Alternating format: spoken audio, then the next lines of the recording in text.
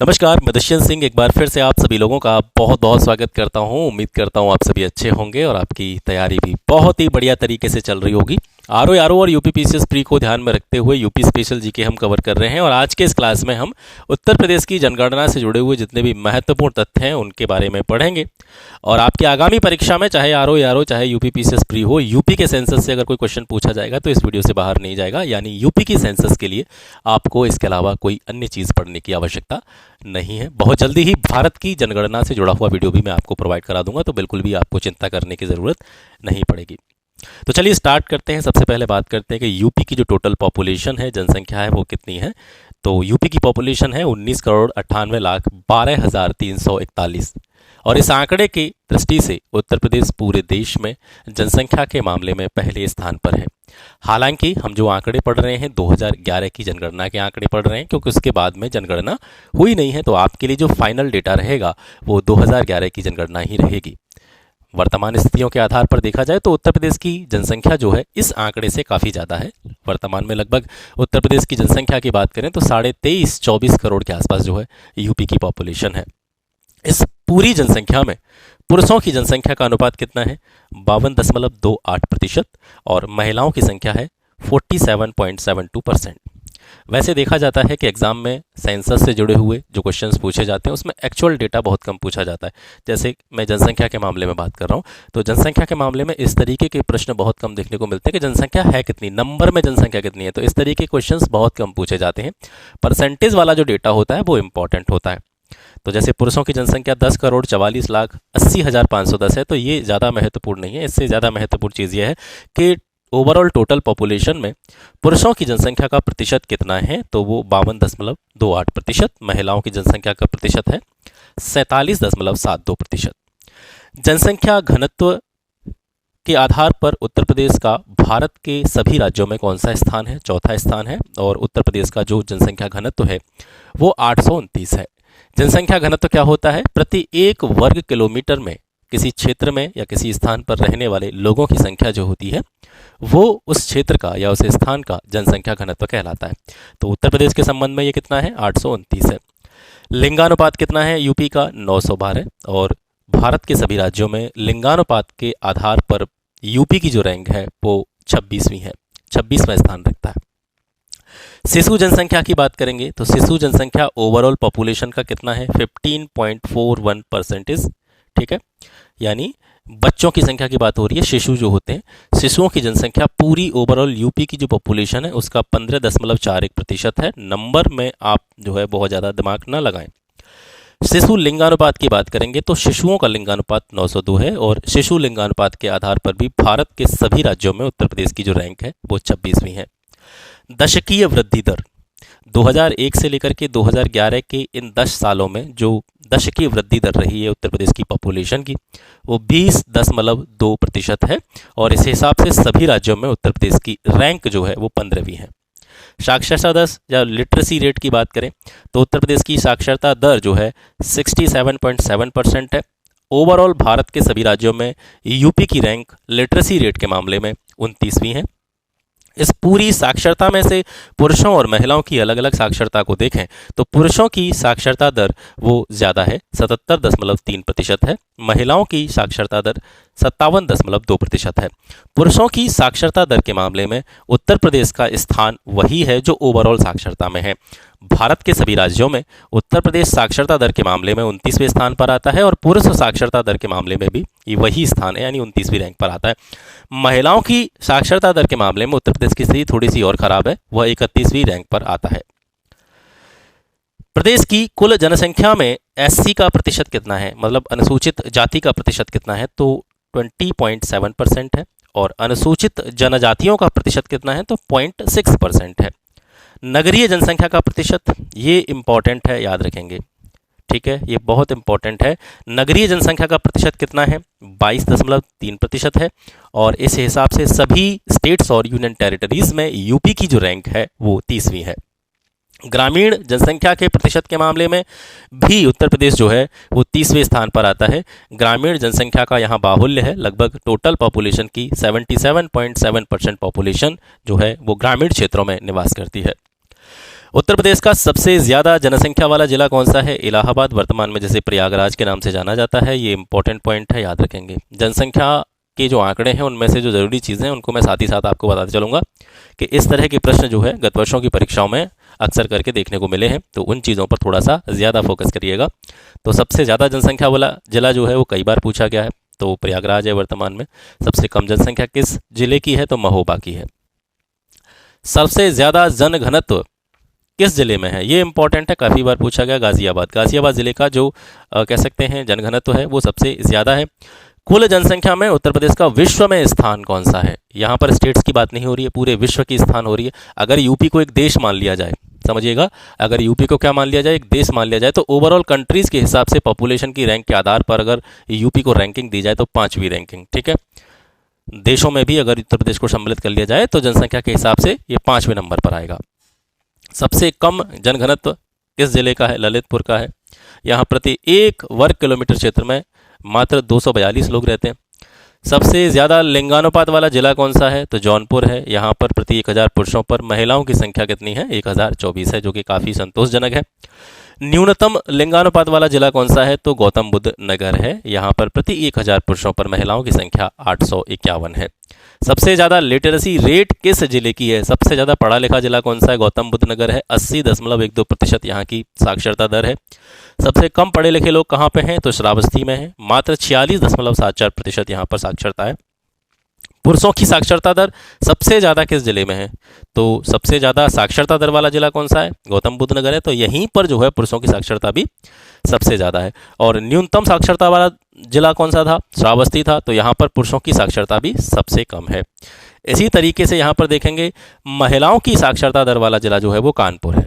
कानपुर नगर, Kanpur city. 75.1% महिलाएं यहाँ पर साक्षर हैं। और सबसे कम महिला साक्षरता दर वाला जिला जो है वो है श्रावस्ती। तो पुरुषों की साक्षरता दर के मामले में, महिलाओं की साक्षरता दर के मामले में और ओवरऑल साक्षरता दर के मामले में श्रावस्ती सबसे पिछड़ा जिला है उत्तर प्रदेश का। सबसे ज़्यादा अनुसूचित जाति प्रतिशतता वाला जिला, सबसे ज़्यादा परसेंटेज के हिसाब से अनुसूचित जातियां, एससी वर्ग के लोग जो है वो कहाँ रहते हैं? कौशाम्बी में रहते हैं। कौशाम्बी के टोटल पॉपुलेशन का 34.72% जो है वो एससी है। न्यूनतम अनुसूचित जाति किस जिले में है? तो ये बागपत में है। यहाँ मात्र 11.44% अनुसूचित जातियों के लोगों की संख्या है। सबसे ज़्यादा अनुसूचित जनजाति वाला जिला कौन सा है? सोनभद्र। इंपॉर्टेंट है, याद रखेंगे, काफ़ी बार पूछा गया है। और सबसे कम अनुसूचित जनजातियाँ किस जिले में है? तो वो बागपत में है, 0.001%। सबसे ज़्यादा नगरीय जनसंख्या किस जिले में है? ये बहुत इंपॉर्टेंट है, याद रखेंगे, काफ़ी बार पूछा गया। गाजियाबाद में 67.6% जो है यहाँ पर नगरीय जनसंख्या है। और सबसे कम नगरीय जनसंख्या किस जिले में है? तो वो श्रावस्ती में है, 3.5%। शिशुओं का लिंगानुपात सबसे ज़्यादा कहाँ पे पाया जाता है? तो ये बलरामपुर में पाया जाता है। और जैसे लिंगानुपात आप ऊपर देख रहे थे, प्रति 1000 महिलाओं पर, प्रति 1000 पुरुषों पर महिलाओं की संख्या, वो लिंगानुपात होता है। शिशुओं के लिंगानुपात पर जब बात करेंगे तो इसका मतलब ही यही है कि जो मतलब बच्चे होंगे, प्रति 1000 बच्चों पर बच्चियों की संख्या कितनी है? तो 950 बलरामपुर में, सो सबसे ज़्यादा है। सबसे कम लिंगानुपात कहाँ पे है? बागपत में है, 841। सर्वाधिक दशकीय वृद्धि दर वाला जिला, इंपॉर्टेंट है, याद रखिएगा, गौतम बुद्ध नगर की दशकीय वृद्धि दर सबसे ज़्यादा रही है, 49.1%। सबसे कम दशकीय वृद्धि किस जिले की है? तो कानपुर नगर की है, 9.9%। अब यहाँ से देखिएगा कुल जनसंख्या में नगरीय जनसंख्या का प्रतिशत 2011 के आंकड़ों के अनुसार सबसे ज़्यादा जो नगरीय जनसंख्या है मैं आपको बता चुका हूँ, गाजियाबाद की है। तो इसमें सारे याद नहीं कर रहे हैं आपको, ये किस तरीके से चीज़ें याद रखनी है कि सर्वाधिक नगरीय जनसंख्या वाले 5 जिले कौन से हैं। तो यहाँ पर आंकड़ों पर ध्यान मत दीजिएगा, कभी कभी किस तरीके से क्वेश्चन पूछ लिया जाता है कि सर्वाधिक नगरीय जनसंख्या प्रतिशत वाले जिलों को मतलब क्रम में लगाइए, घटते हुए क्रम में या बढ़ते हुए क्रम में। तो सबसे ऊपर गाजियाबाद आता है, उसके बाद में उससे कम जो नगरीय जनसंख्या है वो लखनऊ की है, इसके बाद में तीसरे स्थान पर कानपुर नगर है, चौथे स्थान पर गौतम बुद्ध नगर है, 5वें स्थान पर मेरठ है। और नीचे से बात करेंगे यानी न्यूनतम नगरीय जनसंख्या जो प्रतिशत है वो यहाँ पर देखेंगे तो सबसे नीचे आता है श्रावस्ती, इसके बाद में कुशीनगर, फिर महाराजगंज, फिर सुल्तानपुर और फिर प्रतापगढ़। अब यहाँ पर देखिए जनसंख्या, मतलब जनसंख्या के आधार पर सबसे ज़्यादा जनसंख्या वाला जो जिला है वो इलाहाबाद प्रयागराज है, दूसरा स्थान मुरादाबाद का है, तीसरे स्थान पर गाजियाबाद, चौथे स्थान पर आजमगढ़ और 5वें स्थान पर लखनऊ। और न्यूनतम जनसंख्या किस जिस जिले में है, तो यहाँ से देखेंगे सबसे कम जनसंख्या महोबा में है। उसके बाद में आप देखेंगे यहाँ पर चित्रकूट दूसरे स्थान पर आता है। ये कम जनसंख्या वाले जिले हैं, ठीक है, सबसे कम महोबा में, और उसके बाद में फिर उससे ज़्यादा जनसंख्या चित्रकूट में है। इसके बाद में हमीरपुर, श्रावस्ती और ललितपुर।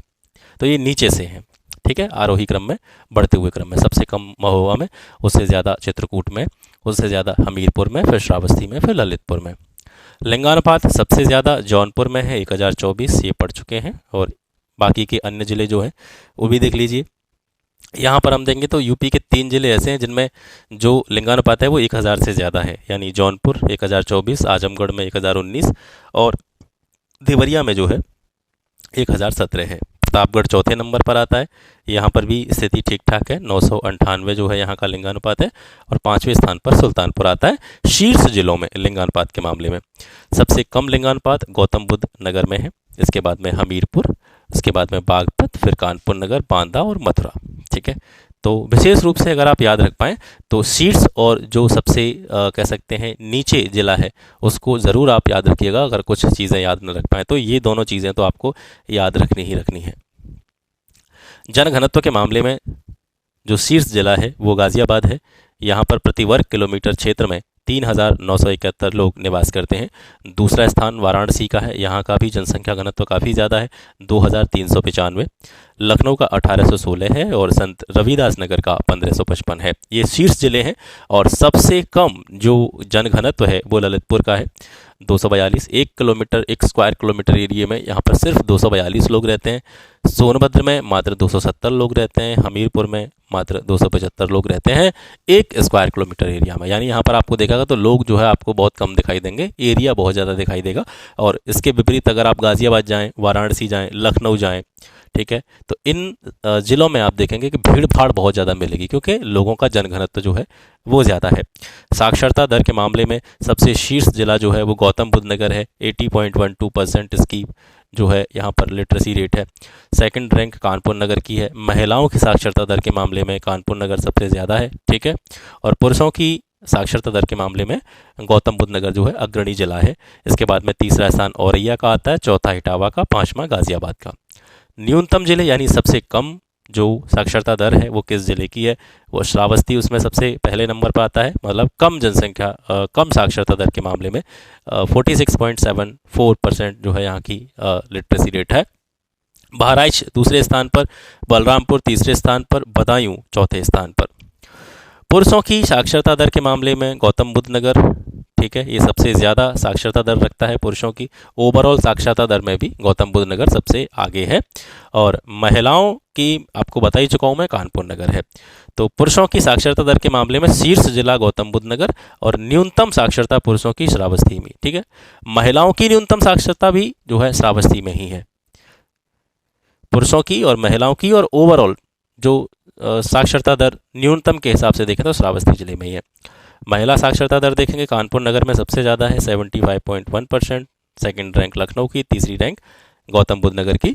और महिला साक्षरता न्यूनतम जो है जिस जिलों में, तो उसमें श्रावस्ती सबसे पहले स्थान पर है। इसके बाद में आपका बलरामपुर, उसके बाद में बहराइच। तो क्योंकि सारे ज़िले कह सकते हैं कि एक साथ आप याद नहीं रख पाएंगे, कोई नहीं रख सकता है, ये बिल्कुल सामान्य सी बात है। तो इसमें आप एक ही काम करिएगा कि जो सबसे शीर्ष जिला है वो और जो सबसे निचले स्तर पर जिला है वो, उन दोनों का नाम तो आपको कम से कम पता होना चाहिए। और 1-2 बार अगर रिवीजन करेंगे तो चीज़ें आपकी समझ में आती चली जाएंगी। और इसका याद रखने का जो सबसे बड़ा इम्पैक्ट पड़ता है वो किस चीज़ से पड़ता है, जब भी आप मैक्सिमम क्वेश्चन सॉल्व करते हैं। यानी आपके पास मार्केट में आप चले जाइए, आपको बहुत सारी किताबें मिल जाएंगी जिसमें यूपी के जो है क्वेश्चन दे रखे होंगे। तो अगर जैसे आप जाएंगे तो मार्केट में जाएंगे तो यूपी के जितने क्वेश्चंस दे रखे हों वो कोई बुक ले लीजिए या ऑब्जेक्टिव सॉल्व कीजिए। क्योंकि जिन क्षेत्रकों में हमें चीज़ें याद नहीं होती हैं उन्हें याद करने का सबसे बढ़िया तरीका यही होता है कि उस चीज़ से रिलेटेड जितने भी ऑब्जेक्टिव क्वेश्चंस हैं वो आप लगाना स्टार्ट कर दीजिए।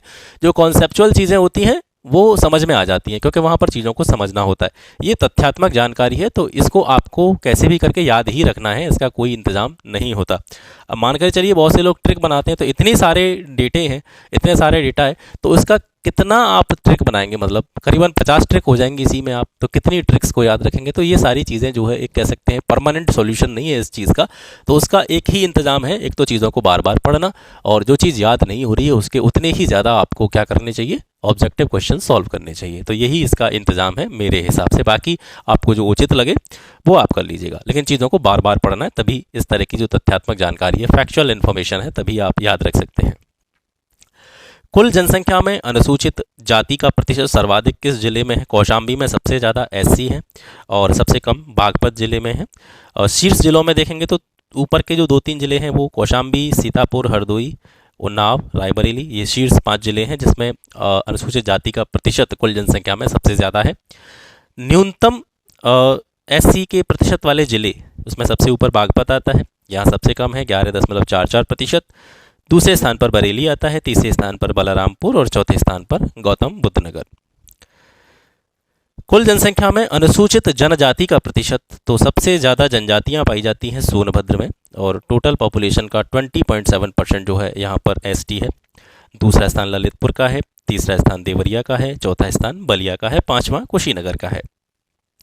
न्यूनतम एसटी के प्रतिशत वाले जिले, सबसे कम बागपत में है 0.001%, ऐसे ही कन्नौज में है 0.001%, बदायूं में 0.002%, बुलंदशहर में 0.006% और मुजफ्फरनगर में 0.008%।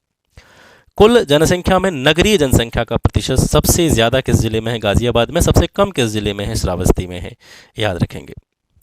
इसके बाद में आगे अनुसूचित जाति जनसंख्या की दृष्टि से, अभी आप पढ़ रहे थे किसकी दृष्टि से?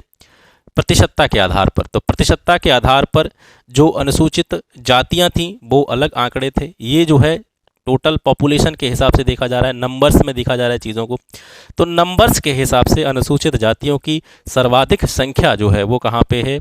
ये आपकी सीतापुर में है, ठीक है। 14,46,427 अनुसूचित जातियाँ के लोग यहाँ पर रहते हैं सीतापुर में। इस संबंध में दूसरा स्थान प्रयागराज का है, तीसरा स्थान हरदोई का है, चौथा स्थान आजमगढ़ का और पाँचवा लखीमपुर खीरी का। नंबर्स के आधार पर न्यूनतम अनुसूचित जाति वाले जिले, उसमें सबसे ऊपर आता है बागपत, यहाँ 1,49,060 जो है अनुसूचित जातियों के लोग रहते हैं। श्रावस्ती दूसरे स्थान पर है न्यूनतम में, गौतम बुद्ध नगर तीसरे स्थान पर है, महोबा चौथे और ललितपुर पाँचवें स्थान पर है। अब यहाँ पर देखते हैं अनुसूचित जनजातियों की संख्या, ठीक है, जनसंख्या की दृष्टि से नंबर्स में। तो नंबर्स में आप देखेंगे तो सबसे ज़्यादा जो है प्रतिशतता के आधार पर भी सोनभद्र में ही था और नंबर्स के आधार पर भी सोनभद्र में ही एसटी की संख्या है। दूसरा स्थान बलिया का है, तीसरा देवरिया का है, चौथा कुशीनगर और पांचवा ललितपुर का। और न्यूनतम जिले जिसमें कि नंबर्स के आधार पर अनुसूचित जनजातियों की संख्या सबसे कम है, तो बागपत यहाँ पर मात्र 14, कन्नौज में 15, बदायूं में 58, एटा में 140 और कासगंज में 150। शिशु लिंगानुपात, सबसे ज़्यादा शिशु लिंगानुपात वाला जिला बलरामपुर, उसके बाद में संत कबीर नगर, फिर बहराइच, और न्यूनतम शिशु लिंगानुपात वाला जिला बागपत है। इसके बाद में गौतम बुद्ध नगर, फिर गाजियाबाद। दशकीय वृद्धि दर वाले नगर देखेंगे हम, जिसमें सर्वाधिक दशकीय वृद्धि दर रही है गौतम बुद्ध नगर की 49.1%, न्यूनतम दशकीय वृद्धि दर रही है कानपुर नगर की 9.9%, और बाकी के जिलों को याद करने की आपको आवश्यकता नहीं है। यहाँ से देखेंगे धर्म आधारित जनसंख्या, ये बहुत ज़रूरी है। तो इसमें एक तो आपको याद रखना है कि सबसे ज़्यादा किस समुदाय के लोग रहते हैं उत्तर प्रदेश में, तो हिंदू। इसके साथ साथ याद रखना है कि प्रतिशतता के आधार पर ये कितने हैं, तो 79.73% है।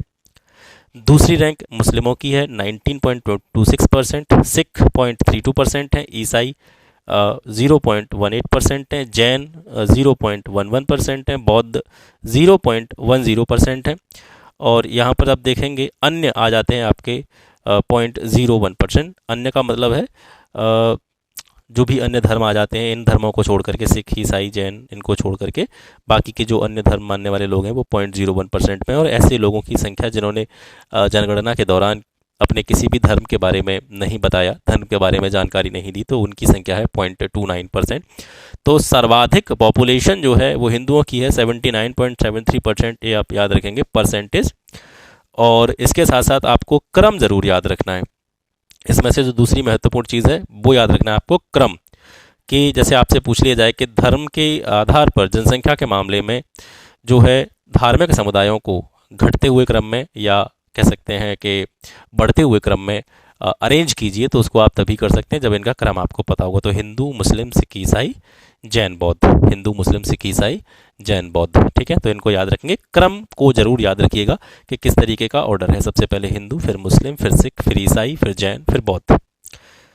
अब इसके बाद में आगे देखते हैं, उत्तर प्रदेश में स्लम जनसंख्या, मतलब जो झुग्गी झोंपड़ी वाली जो पॉपुलेशन होती है उसमें देखेंगे तो उत्तर प्रदेश की स्लम जनसंख्या की भागीदारी पूरे देश में 9.5% है। पूरे देश में जितनी भी स्लम पॉपुलेशन है, झुग्गी झोंपड़ी वाली जो जनसंख्या है, उसमें उत्तर प्रदेश का कंट्रीब्यूशन 9.5% है। महाराष्ट्र जो है स्लम जनसंख्या की दृष्टि से शीर्ष स्थान पर है, यहाँ पर 18.1% जो है स्लम पॉपुलेशन पाई जाती है।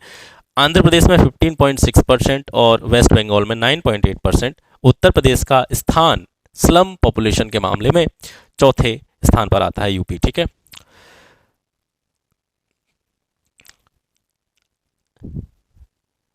उत्तर प्रदेश में वैधानिक नगरों की संख्या 648 है। प्रतिवेदित स्लम जो सिटी हैं उनकी संख्या 293 है। और कुल स्लम जनसंख्या की बात करें तो 62,39,965 जो है लोग ऐसे हैं जो झुग्गी झोंपड़ियों में यहाँ पर रहते हैं। अब ये जो टेबल आ रही है ये सर बहुत इंपॉर्टेंट है। यहाँ से आपको क्या याद रखना है, यहाँ पर 2 कॉलम दे रखे हैं, एक भारत का कॉलम है, एक उत्तर प्रदेश का कॉलम है, और दशकों को एक तीसरे कॉलम में दिखाया गया है। यहाँ से जो चीज़ याद रखने योग्य है वो ये है, सबसे पहले भारत के संदर्भ में बात करते हैं। किस दशक में भारत की दशकीय वृद्धि दर सबसे ज़्यादा रही? मैं बताते चलूँगा आपको क्या क्या याद रखना है। किस दशक में भारत की दशकीय वृद्धि दर सर्वाधिक रही है? तो वो यहाँ पे आप देखेंगे 1961 से लेकर के 1971 के बीच के जो 10 साल हैं, इसमें सबसे ज़्यादा दशकीय वृद्धि दर रही है भारत की 24.80%, ठीक है। सबसे कम दशकीय वृद्धि दर भारत की किस दशक में रही है? तो ये रही है आपकी 1911 से लेकर के 1921 के दशक में, माइनस में थी यहाँ पर 0.31, माइनस 0.31% जो है दशकीय वृद्धि दर थी। 1921 के दशक को महान विभाजक वर्ष भी कहा जाता है, आपको ये पता होना चाहिए, क्योंकि इससे पहले क्या होता था 1921 से पहले कि जो जनसंख्या थी वो कभी बढ़ जाती थी कभी घट जाती थी, लेकिन 1921 के बाद से जो पॉपुलेशन है वो लगातार बढ़ती गई है। तो एक बड़ा अंतर यहाँ से जो है पॉपुलेशन में देखने को मिला है। इसी वजह से 1921 को महान विभाजक वर्ष के नाम से जाना जाता है। तो ये भारत के संदर्भ में 2 महत्वपूर्ण चीज़ें थी। और मतलब 2 महत्वपूर्ण चीज़ें क्या क्या हो गई, एक तो ये होगी कि सबसे ज़्यादा दशकीय वृद्धि दर कब रही है, ठीक है, ये आपको पता चल गया। सबसे कम वृद्धि दर, दशकीय वृद्धि दर कब रही है, 1911 1921, ये आपको याद हो गया। तीसरा, अभी जो लेटेस्ट में 2011 के आंकड़ों के अनुसार 2001 से 2011 के बीच में इन 10 वर्षों में जो दशकीय वृद्धि दर रही है भारत की वो 17.7% है। इसी तरीके से आपको यूपी के संदर्भ में याद रखना है। यूपी की जो दशकीय वृद्धि दर है वर्तमान में 20.2% है। और यूपी के संदर्भ में बात की जाए कि सबसे ज़्यादा दशकीय वृद्धि दर कब रही है यूपी की, तो ये 1991 से 2000 के बीच में, 2001 के बीच में 25.85%। और न्यूनतम दशकीय वृद्धि दर उत्तर प्रदेश की कब रही है, तो ये रही है सर आपकी 1911 से 1921 के बीच में -3.08%, ये आप याद रखेंगे, ठीक है। साक्षरता दर की बात करते हैं। साक्षरता दर में आप यहाँ पर देखेंगे तो यहाँ पर आपको क्या देखना है, सबसे पहले तो देखेंगे कि साक्षरता दर है कितनी, तो वो हम पहले पढ़ चुके हैं, 7.7% है, ठीक है। और साक्षरता दर में वृद्धि 2011 के आंकड़े जो हम पढ़ रहे हैं उसमें पिछले वर्ष की पिछली जनगणना की अपेक्षा जो साक्षरता दर में वृद्धि देखने को मिली है वो 11.41% है, ये याद रखेंगे। पुरुषों की साक्षरता दर 77.73% है, महिलाओं की साक्षरता दर 57.2% है। ये आंकड़े आपको यहाँ से याद रखने हैं, ठीक है। और इसके अलावा इसमें कुछ और महत्वपूर्ण चीज़ मुझे लग नहीं रही है। बाकी आप ये याद रखेंगे कि 2011 में यूपी की जो लिटरेसी रेट है वो कितनी है, साक्षरता दर में वृद्धि कितनी हुई है वो याद रखेंगे, 11.41% की वृद्धि हुई है। और पुरुषों की साक्षरता दर और महिलाओं की साक्षरता दर अलग अलग। इसके अलावा एक पॉइंट और आप याद रखिएगा कि साक्षरता दर में वृद्धि, उत्तर प्रदेश के संदर्भ में हम बात कर रहे हैं, साक्षरता दर में वृद्धि किस वर्ष सर्वाधिक देखी गई थी? तो 2001 की जो जनगणना थी उसमें सबसे ज़्यादा साक्षरता में वृद्धि देखी गई थी प्रतिशतता के आधार पर 14.55%। ठीक है, यहाँ से आप इसको याद रखेंगे। आगे देखते हैं, उत्तर प्रदेश में लिंगानुपात 1961 में 909 था। ठीक है, 1971 में 879 था। ये बीच के आपको याद नहीं रखने हैं, बहुत ज़रूरी नहीं है ये। 1991 में 879 था और यहाँ पर आप देखेंगे तो 2011 में 912। अभी वर्तमान में जो आंकड़े हम पढ़ रहे हैं उसके हिसाब से जो लिंगानुपात है उत्तर प्रदेश का वो 912 है। ठीक है, तो ये हो गया उत्तर प्रदेश का पूरा सेंसस का डाटा। इसके अलावा बहुत ज़्यादा गहराई में आपको चीज़ों को पढ़ने की ज़रूरत नहीं है कि जो प्रश्न अगर बन सकते हैं तो वो यहीं से बन जाएंगे, तो कोई भी अलग चीज़ों में दिमाग मत लगाना। बस ये जो डेटा है इसी को 2-3 बार बहुत अच्छी तरीके से पढ़ लीजिएगा। पीडीएफ टेलीग्राम पर मैं दे दूंगा। और बहुत से लोग आपसे आप ये पूछते रहते हैं कि आप कौन सी बुक से पढ़ा रहे हैं, तो ये वाईसीटी की जो यूथ कंपटीशन टाइम्स है पब्लिकेशन, उसकी यूपीजी के कैप्सूल के नाम से बुक आती है, मार्केट में आपको मिल जाएगी। हो सके तो आप खरीद लीजिएगा, और नहीं खरीद पाएंगे तो क्योंकि मैंने लगभग आधी किताब की पीडीएफ बना करके टेलीग्राम पर शेयर कर दी है, आधा जो है वो उसको भी मैं आपको शेयर कर दूंगा। तो बार बार जो है आपको एक ही प्रश्न पूछने की आवश्यकता नहीं है। ठीक है, मार्केट में वैसे आप जाएं और आराम से आपको ये बुक मिल जाएगी, कोई दिक्कत नहीं है। बहुत शानदार किताब है, तो आप इसको ले लीजिए। और देखिए, अलग अलग 75 तरह की किताबें इकट्ठे करने से कुछ नहीं होता। आप एक बुक पढ़िए, और एक बुक को अगर आप 5-7 बार अच्छी तरीके से पढ़ लेते हैं, अभी भी समय है आपके पास में, तो चीज़ें कहीं ना कहीं थोड़ी सी ईजी हो जाती हैं, आसान हो जाती हैं, और चीज़ों को याद रखने में भी आसानी होती है। तो 50-60 किताबों के चक्कर में मत पढ़ो। ठीक है, जो भी चीज़ें हम पढ़ रहे हैं उसके लिए एक एक चीज़ आप जो है निश्चित कर लीजिए। और इस संबंध में मैंने एक वीडियो बना करके ऑलरेडी चैनल पर डाला हुआ है कि आपको किस किस विषय के लिए क्या क्या पढ़ना है। तो आज के लिए बस इतना ही। आशा करता हूँ क्लास आपको पसंद आया होगा। मिलते हैं आपसे फिर एक नेक्स्ट वीडियो में एक नए टॉपिक के साथ में। तब तक के लिए नमस्कार, जय हिंद।